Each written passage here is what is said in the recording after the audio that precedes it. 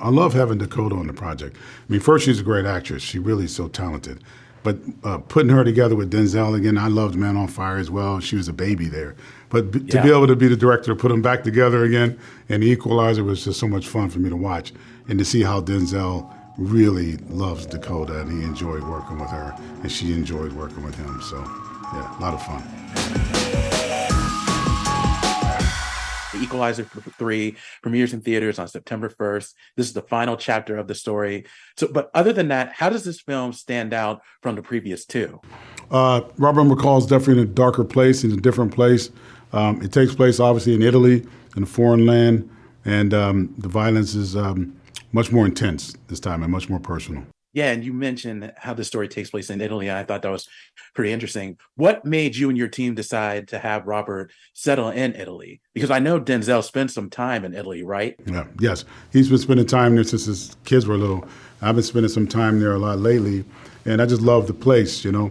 And also, you know, I've always imagined Denzel as being a much more international movie star, and it'd be great to put him in a setting, you know, such as Italy.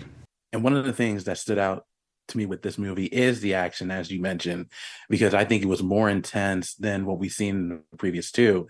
Was that one of the goals that you set when it comes to, filming and producing this movie? Yeah, definitely. Yeah, he was much more brutal because he's dealing with some moral dilemmas.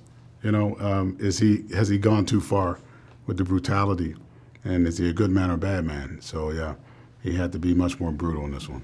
Absolutely. And another thing that stands out with this movie is Denzel Washington. He reunites with Dakota Fanning. Most people know both of those two starred in the 2004 film Man on Fire, and now they're back together. So what was it like having Dakota on this project and just seeing her and Denzel working together?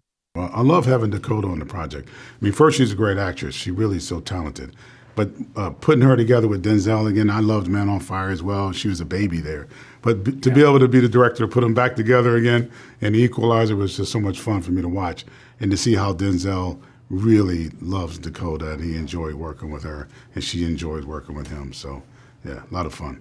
Of course. And you've worked with Denzel for so many years, dating back to Training Day in 1999. So what do you like most about working with Denzel?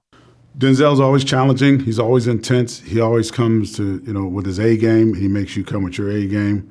And I think that, you know, having an actor like Denzel certainly makes my life easier because I never have to worry about my lead. You know, I can focus on everything else. Absolutely. And one last question for me before I let you go is, this is the final film of the Equalizer series, but do you anticipate working with Denzel in another project down the road? Yeah, I hope so. Yeah, you know, I hope so. We always talk about different things, so we'll see what life offers up, you know. I hope so too. Again, I enjoyed this movie. I think you guys did a great job. Antoine, thank you so much for your time. I really do appreciate it, and continued success to you.